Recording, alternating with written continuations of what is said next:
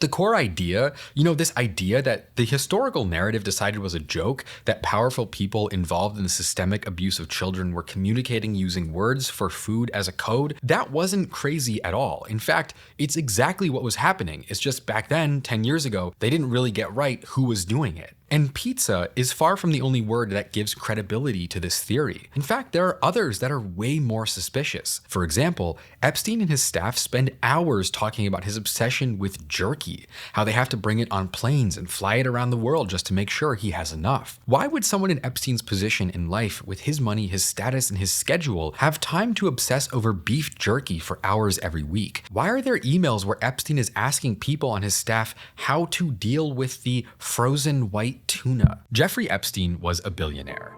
Billionaires are not sitting around worried about how to manage the contents of the dozen different refrigerators at their 6 different homes. Seeing Epstein write about moving jerky around the world on planes, worrying about where to put all of his frozen white tuna, planning pizza parties with other elites, it's hard not to connect these dots.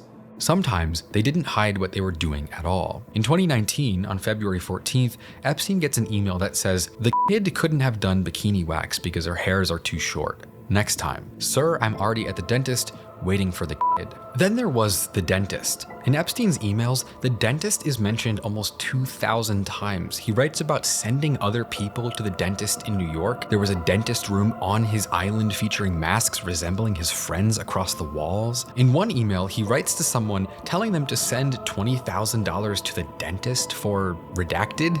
There are emails where Epstein is complaining about a dentist breaking someone's jaw, and emails back to him about a nurse piercing someone's genitals and entire body with needles. This stuff is absolutely nightmarish, monstrous shit.